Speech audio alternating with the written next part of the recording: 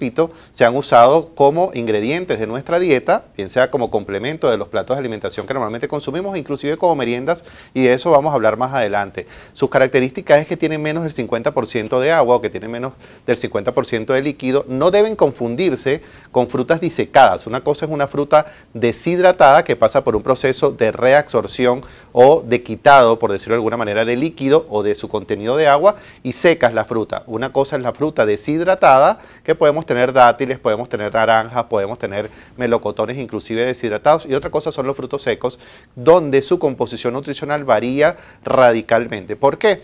A ver, ¿cuáles son las propiedades nutricionales de estas frutas o de estos frutos secos? Primero, que tienen, como ya les dije, menos del 50% de agua. Normalmente son elementos que tienen o que son bajos en carbohidratos, excepto la castaña, que puede ser quizás un poco más alto.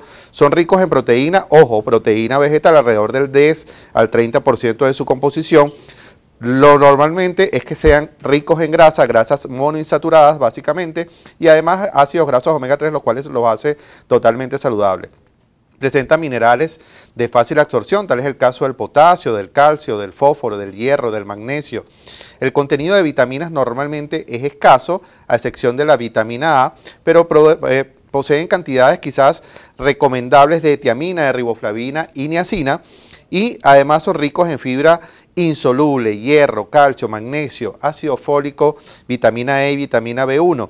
Contienen también fitoesteroles y otros componentes fitoquímicos que los hace un componente totalmente saludable y totalmente orgánico para formar parte de nuestra dieta, y de allí el tema de que son un gran protector cardiovascular, pues su consumo tiende a eliminar las placas de colesterol, las placas de probablemente que se forman en las arterias, porque esa cantidad de fibra puede tener mejor reabsorción de nuestros niveles de grasa y además aportarnos una grasa saludable que, como ya hemos dicho en otras oportunidades, es una grasa totalmente cardioprotectora. Definitivamente, como ya les dije, entre sus beneficios está el disminuir las enfermedades del corazón.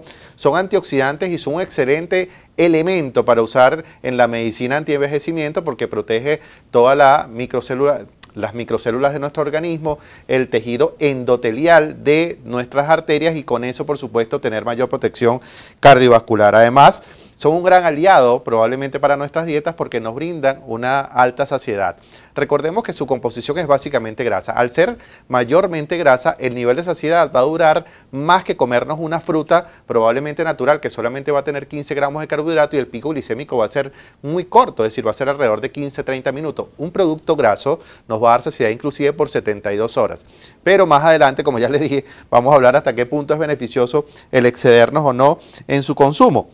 ¿Qué es importante tener en cuenta como un consejo saludable al momento de elegir un fruto seco? Definitivamente que son una buena alternativa a las proteínas vegetales, siempre y cuando lo usemos en una adecuación o cantidad recomendada. Por supuesto, puede ser el componente graso ideal de nuestras comidas. Ya decía que su versatilidad en su uso, en su consumo, nos puede permitir ser parte de una ensalada, ser parte de una merienda. Es decir, si yo a una ensalada de vegetales, de frutas, le coloco semillas o le coloco estos frutos secos, algo de maní, algo de almendra, algo de avellana fileteada, que está muy en boga, ese es el componente graso. No tengo necesidad de colocarle aceite de oliva, ni colocarle aguacate o palta, ni colocarle algún otro componente, porque esa sería la grasa de esa ensalada. Pero también si me como un cereal, y el cereal yo le quiero colocar cereal, leche descremada, o leche de soya, o yogur descremado, o alguna otra leche de origen vegetal, y quiero colocar frutos secos, también ese efecto saciante y ese efecto de fibra va a aumentar, y al mismo tiempo voy a aportar una grasa saludable a esa merienda, con lo cual mi comida sería más armónica. Entonces su versatilidad nos va a permitir de una u otra manera tener mayor consumo de grasas, repito, que sean saludables, y por supuesto tener mayor control de nuestra saciedad y todo el volumen calórico en reglas generales.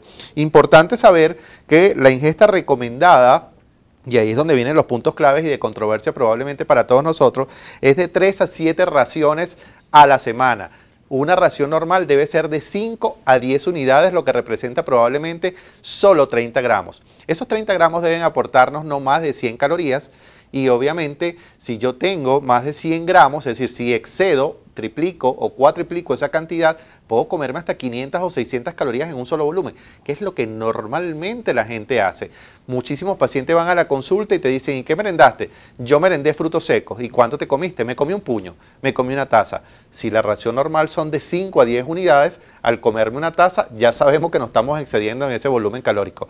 Recordemos que la porción de grasa debe aportarnos no más de 5 gramos de grasa y no más de 9 calorías por cada porción. Ahora bien, o 9 calorías por gramo, es decir, alrededor de 45 calorías por esa porción de 10 a 30 gramos. Si yo me excedo en eso, porque debo consumirme 500 o 600 calorías.